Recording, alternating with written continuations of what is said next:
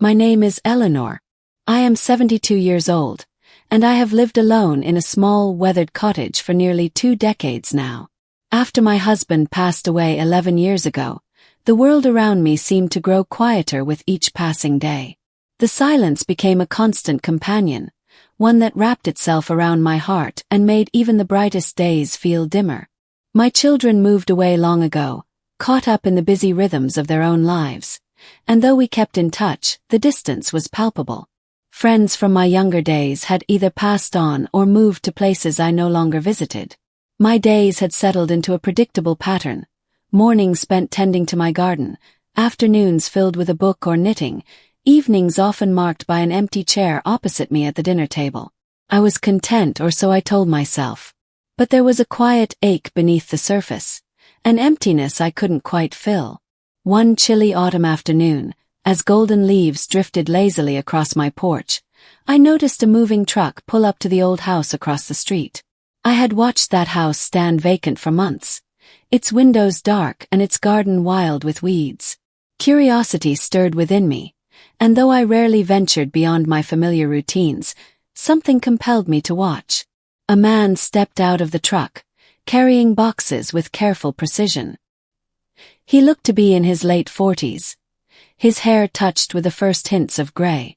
There was a kindness in his eyes, a gentle energy that seemed to soften the hard edges of the world. That evening after dinner, I found myself standing by my window, watching him unpack with a quiet fascination. The next day, I decided to act on an impulse I hadn't felt in years. I wrapped a scarf around my neck, slipped on my coat, and crossed the street. "Hello," I said, smiling gently as he struggled with a particularly large box. "Would you like some help with that?" He looked up, surprised but grateful. "That would be wonderful, thank you." His name was Simon. He had recently moved here to care for his elderly mother, who was recovering from surgery. Over the next few weeks, we became familiar faces in each other's lives. Our conversation started with small talk: the weather, favorite books, memories of youth. But slowly, the walls around my heart began to soften. Simon never treated me as fragile or fading. He listened with genuine interest, laughed warmly at my stories, and shared his own struggles with quiet honesty. We discovered a shared love for classical music, for old movies, for the peaceful rhythms of life that many overlook. One crisp morning, he invited me to join him in planting tulip bulbs in his garden. The earth was cold and damp beneath our fingers, but as we worked side by side, I felt something stir inside me, a flicker of hope, a whisper of joy. In the weeks that followed, Simon and I began meeting regularly. We shared cups of tea on my porch, exchanged recipes, and walked through the nearby woods where the trees blazed with fiery colors. With each passing day, the weight of loneliness grew lighter. I began to notice subtle changes in myself. I started dressing with more care, choosing colors that lifted my spirits. I picked up my paintbrushes again, creating soft landscapes that mirrored the seasons around me. I even allowed myself to dream once more.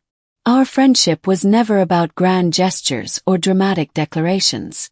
It was in the quiet moments, the shared silence under a starlit sky, the simple comfort of knowing someone was there. Simon taught me that companionship isn't about filling a void, but about enriching a life already lived. One evening, as we sat by the fireplace sipping chamomile tea, he said something that stayed with me. "Eleanor, you have a light inside you that the world hasn't seen in a long time. Don't ever let it fade." Those words sparked a transformation. I began to embrace each day with renewed gratitude. I reconnected with my children, sharing my joys and struggles with an openness I hadn't known before. I reached out to old friends, rekindling bonds that had dimmed with time.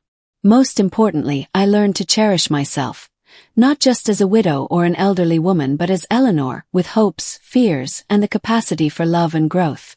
Our story isn't one of fairy tale romance, but it is a story of healing, resilience, and the enduring power of human connection. It's a testament to the truth that life, no matter our age, always holds the promise of new beginnings. Now, as I tend to my garden, paint my canvases, and walk beneath the endless sky, I carry with me the knowledge that I am never truly alone. And neither are you.